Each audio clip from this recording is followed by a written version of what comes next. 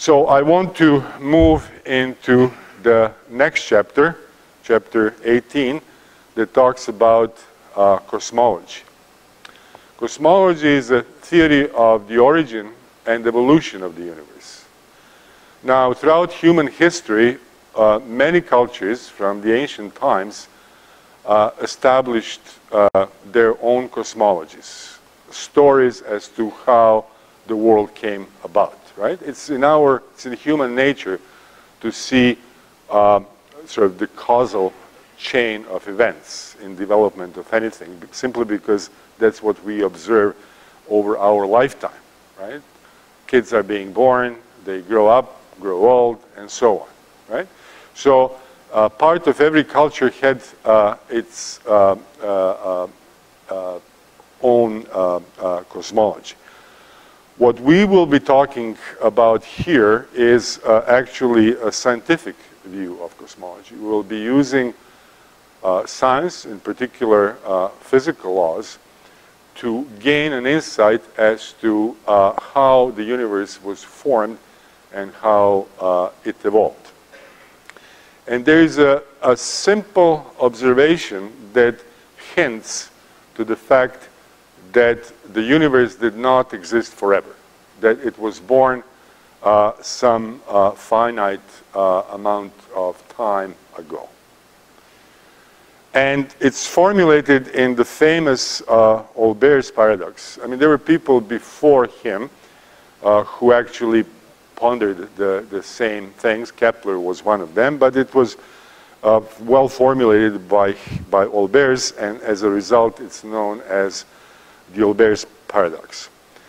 And the paradox is in the following. If the universe existed forever, okay, for all times, and it is infinite, and it is uniformly filled with stars, then the night sky should not be dark. The sky at night, when the sun is on the other side from us, should be just as bright as the sky during the day. And the reasoning is as follows. If these premises are correct, then regardless of which direction you choose to look at, you will always see a star. Now, these stars, some of them could be quite distant. But if they lived forever, if they were there for an infinite amount of time, the light that they produce would have enough time to reach us here on Earth. Okay? So, regardless in which direction we would look, our eyesight should be on a star. And we should observe its light because it had enough time, if the universe is infinitely old, it had enough time, that light, to reach us here on Earth. You can perhaps understand this a little bit better through an analogy that is often used. Imagine that you are in the middle of deep inside the forest, right?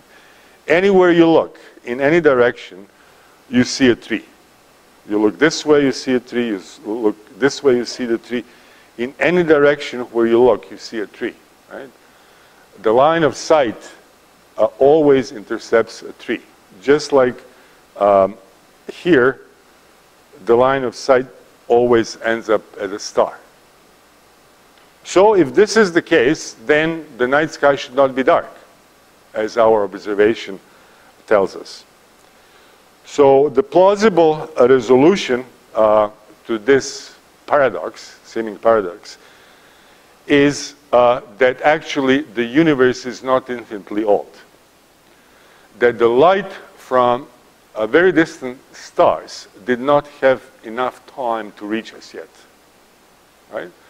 These stars do not hang around since infinite past, right?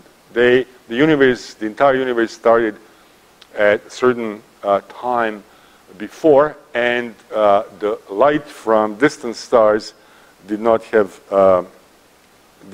time to reach us, right? So for instance, if this star here was very, very far away, and the interval of time needed for its light to reach us here is longer than since the universe was formed, then we would not see this particular star. Okay? So this is a plausible resolution, and it was actually provided by Edgar Allan Poe. Right? You are familiar with Poe, right? You know his poem Raven, right?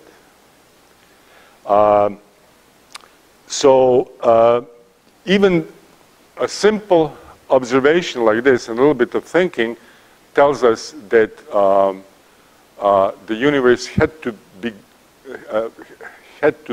be formed some finite time ago. It could not exist forever.